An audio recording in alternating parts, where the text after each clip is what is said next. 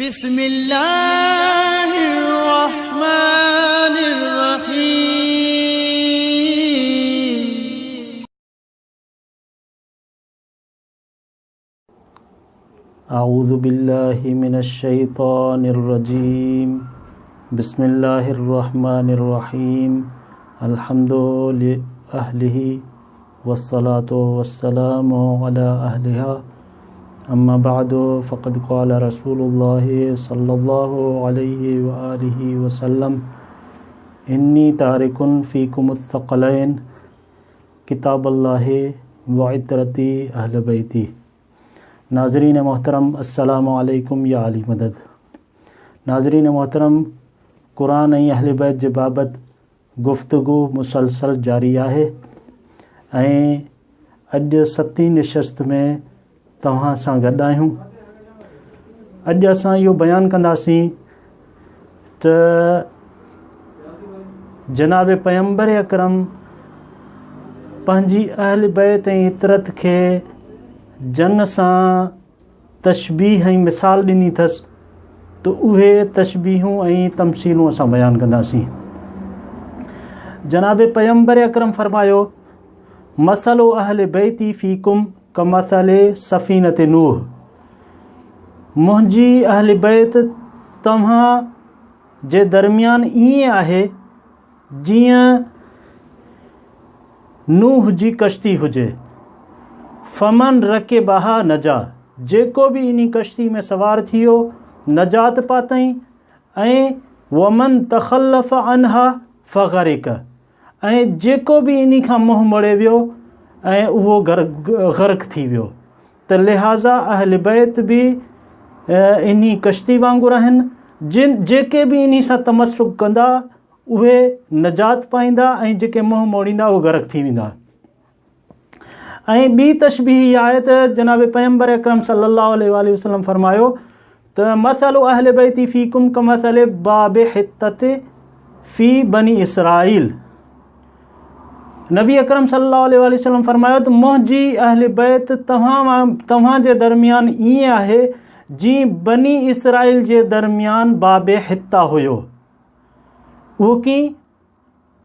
अॻिते फरमाइनि था त अल्लज़ी मन दख़लहु गुफ़िरत ज़ुनूबहु, जेको बि इन्ही दरवाज़े खां दाख़िल थियो उन जा गुनाह बख़्शजी विया।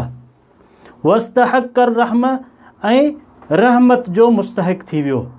जहिड़े नमूने सां कमा क़ाल अज़्ज़ व जल्ल, जीअं अल्लाह साईं क़ुरान मजीद में फरमायो, उदख़ुलुल बाब सुज्जदन वक़ूलू हित्ततुन, ऐं इन्ही दरवाज़े में सजदो कंदा ऐं हिता चवंदा दाख़िल थी वञो। नग़फ़िर लकुम ख़तायाकुम, ताकि तव्हां जूं असां गुनाहनि खे ऐं ख़ताउनि खे माफ़ करे छॾियूं। हीउ जेको बाब हिता बनी इसराइल वारो वाक़ियो आहे, इहो क़ुरान मजीद में मुफ़स्सल तरीक़े सां बयानु थियल आहे।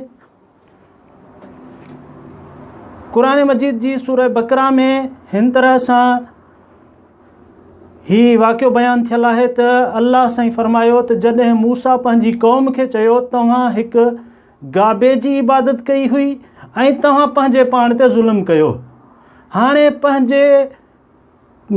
तव्हां पंहिंजे ख़ालिक जी बारगाह में तौबा कयो। ऐं हुननि तौबा कई, लिहाज़ा अल्लाह साईं हुननि जी तौबा खे क़बूल करे छॾियो। वरी हुननि बनी इसराइल वारनि हज़रत मूसा खे चयो त जेसि ताईं असां ख़ुदा खे ज़ाहिर न ॾिसूं एसि ताईं असां उन ते ईमान न आणींदासीं। ऐं उन ई वक़्तु हिकु तेज़ चमकंदड़ खिवण अची कड़की ऐं उन्हनि खे पकड़े वरितईं ऐं उहे ॾिसंदा रहिया। पोइ अल्लाह साईं उन्हनि खे मौत ॾेई करे पोइ ज़िंदा कयो ताकी हीअ शुक्रगुज़ार थी वञनि। पोइ उन्हनि ते अल्लाह साईं ककरनि जी छांव कई। जॾहिं उहे पोइ ॿीहर ज़िंदा थिया, ककरनि जी छांव कई ऐं जन्नत मां मनो सलवा जहिड़ा पाक ताम अता कया। ऐं वरी ॿीहर पंहिंजे नफ़्सनि ते उन्हनि ज़ुल्म कयो, यानी नाफ़रमानी कयऊं। पोइ अल्लाह ताला फरमायो त हिन ॻोठ में दाख़िल थियो ऐं उते जेको वणेव सो खाओ, यानी उदखुलुल बाब सुज्जदन वक़ूलू हित्ततुन, हित्ता चवंदा ऐं हिन दरवाज़े मां दाख़िल थींदा वञो ताकी तव्हांजा गुनाह माफ़ कया वञनि। पर हू अल्लाह जे इन कौल खे मज़ाक बणाईंदा ऐं हित्ता जी जॻह ते हिंता चवंदा विया। हित्ता यानी अस्तगफिरुल्लाह खणी चऊं, यानी असांजा ऐं अल्लाह असांजा गुनाह माफ़ कर।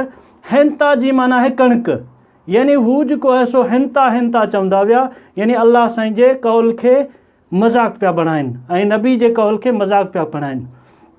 ऐं ईअं ई जेको आहे सो नबी साईं फरमायो त जीअं बाबे हित्ता बनी इसराइल जे दरमियान आहे, मुंहिंजी अहल बैत जी मिसाल बि तव्हां मुंहिंजी उम्मत जे दरमियान मुंहिंजी अहल बैत बि ईअं ई आहे। बसि जेको बि इन्हनि सां तमस्सुक कंदो, यानी जेको गुनहगार हूंदो उन जा गुनाह बख़्शजी वेंदा।